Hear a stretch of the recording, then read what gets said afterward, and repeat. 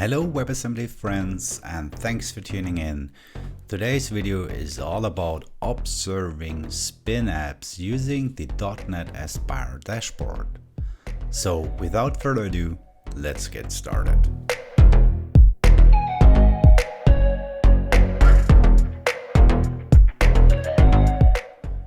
Being able to observe spin apps on your local machine is super important and a day-to-day task of every developer. Spin does automatic instrumentation, which means that it collects metrics and traces, and it takes your logs and correlates them to those traces, giving you a full picture of how your app behaves at runtime. A couple of months ago, we released the otel plugin for Spin, streamlining the experience of running an observability stack on your local machine. Recently, we updated the otel plugin and added the .NET Aspire dashboard as an alternative observability stack. If you haven't heard about the .NET Aspire dashboard, let me quickly give you an overview of what it is. So, the .NET team at Microsoft created a framework or set of libraries called .NET Aspire, allowing you to orchestrate distributed applications on your local machine using good old C#. And as part of .NET Aspire, they created the .NET Aspire dashboard, which is a full-fledged observability stack consisting of just one single container image. The cool thing is that the .NET Aspire dashboard is also available in a standalone mode, which means we can use the .NET Aspire dashboard as an observability stack without using .NET Aspire at all. And that is basically what we added to the otel plugin for Spin. Alright, before diving into observing a Spin app, let's do some housekeeping. As you can see, I have installed Spin 3.0.0, the latest major release of Spin, on my local machine. However, I have not installed the otel plugin yet. So before installing a plugin, it's always a good practice to update the plugin feed, which is as easy as executing Spin plugins update. Once that's done, we can do a Spin plugins list to get a list of all the available plugins and also see which plugins are installed on my local machine. And as you can see, there are already several releases of the otel plugin.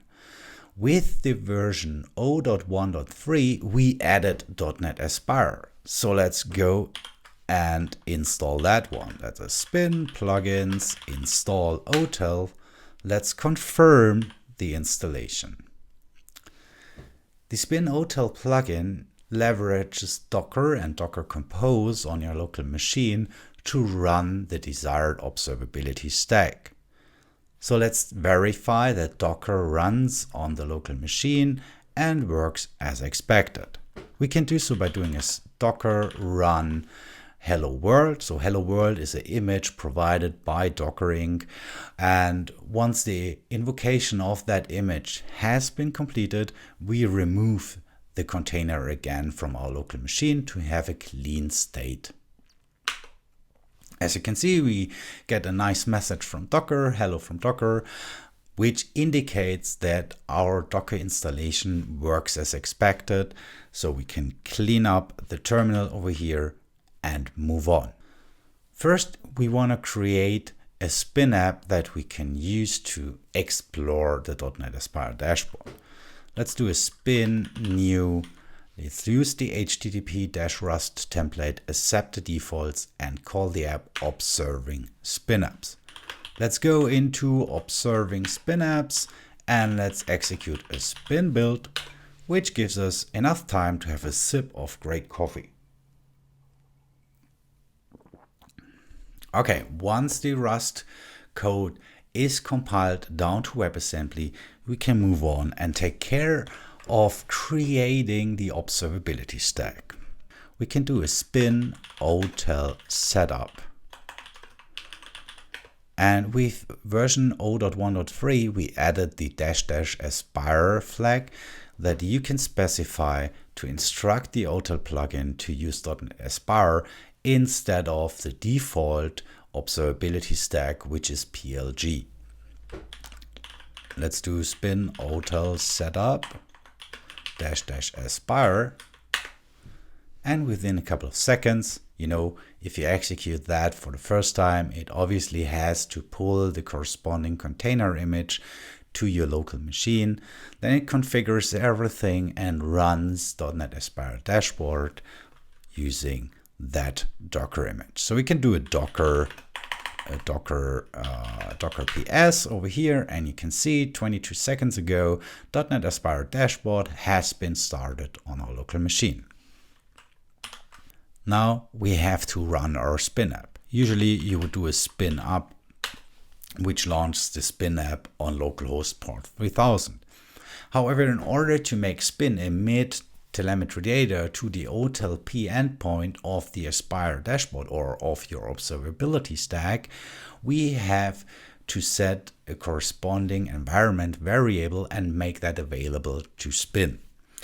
Obviously, you can do that manually. However, we think it's more convenient to execute spin otel up, which sets the environment variable and then launches the spin app as you would normally do it.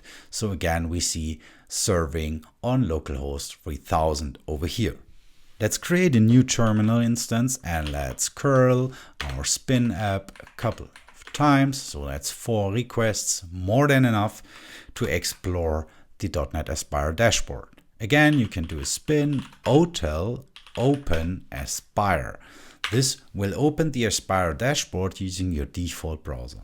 All right, this is us looking at the Aspire dashboard for the first time. So the Aspire dashboard comes with different views. We have one for structured logs, one for distributed traces, and one for metrics. And we'll dive into each of those views in a few. So first, we have structured logs. So all the logs from your spin app will be displayed in this view, and you can hit that view details button over there to dive into the details of every log message that you emitted as part of your individual code. If we move over to traces, we can see that for every request handled by the spin app, we have a top level span. And depending on what your app actually does, you may end up with multiple spans grouped together. So let's open up the second request over here. We see the top level span. Again, this is the spin runtime that gets or receives an incoming HTTP call. It looks at the spin manifest and it recognizes, okay, for that particular URL, I have to invoke the observing spin apps WebAssembly module, right? And this is the second span. So there is a span created for handling incoming requests, and then once the spin runtime decided which component it should invoke, we get a child span underneath that. If we maximize the details view over here, we can scroll a little bit down and we can also see that every log becomes, in the terminology of OpenTelemetry, an event assigned to that particular span.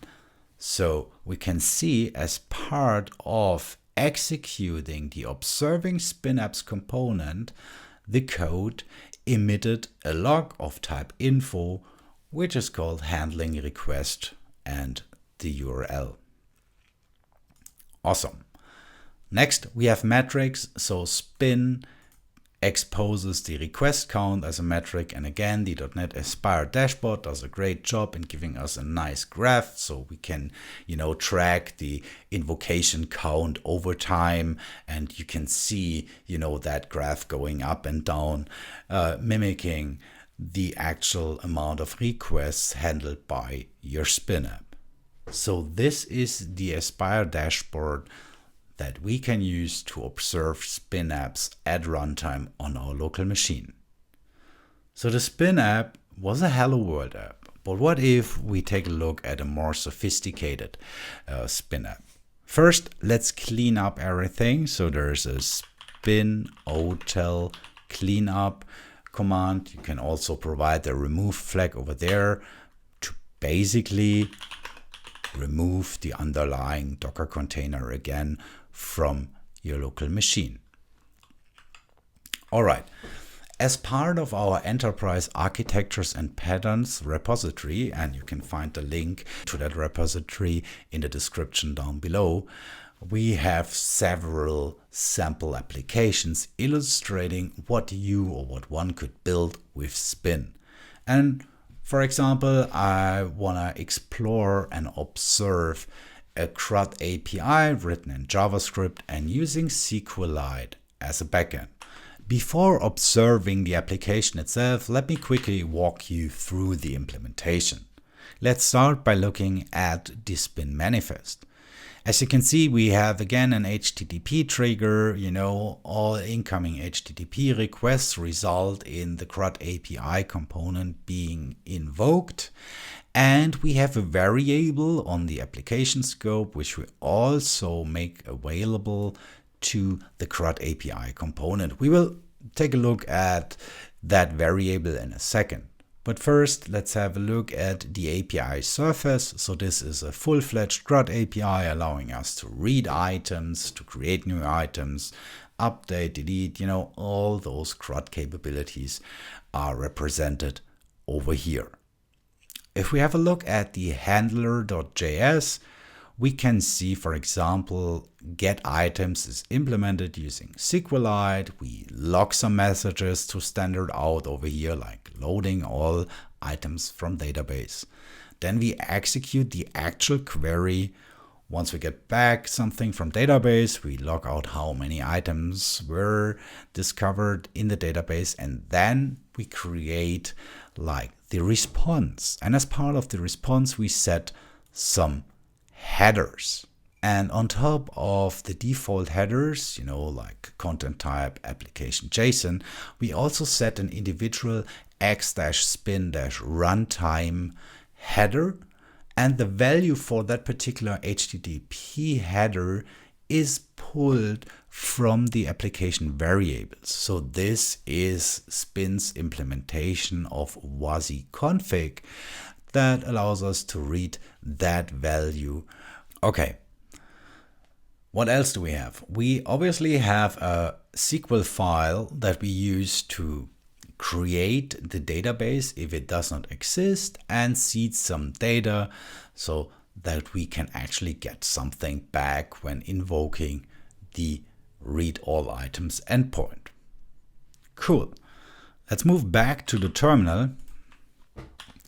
Let's set up the observability stack again. That's otel setup aspire. So Docker PS, we should be up and running again. Yes, there's our Aspire dashboard.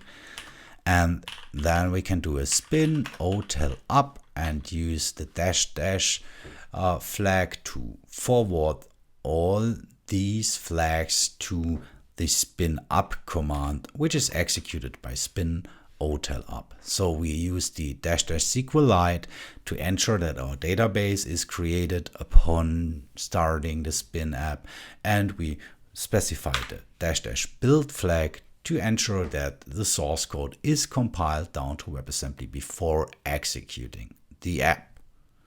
All right, our app is running on port 3000. Let's move over to another terminal again, and let's curl ix_get, and let's ask for all the items, and we get back an array of JSON.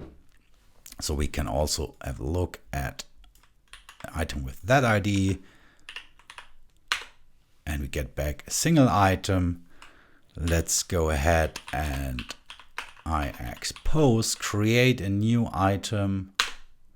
Item created, okay, and finally let's curl again the list of items, and we should see automatic trunk now being part of the list of all items. Awesome. Let's open up Aspire again. So this is spin, otel, open Aspire. And there we go. This is our Aspire dashboard right now, giving us all the information about what happened with our CRUD app at runtime. And as you can see, we get way more meaningful log messages. Over here, we can see loading all items from the database. And okay, it found 3 items. If we go down here, we see, hey, loading all items from database has been executed another time. But back then, we only found 2 items. Let's dive into the traces. Again, we have a distributed trace for every HTTP request handled by the Spin app. So let's dive into the one for creating a new item. So we have the top level span indicating that there has a request appeared at the listener. Then we see that span where Spin decided to execute the CRUD-API component. And then we can see a span indicating that a SQLite connection was opened, and that took like 21 nanoseconds. After the connection has been opened, we executed a SQL statement, which is insert into items, ID, name, active, and the corresponding values.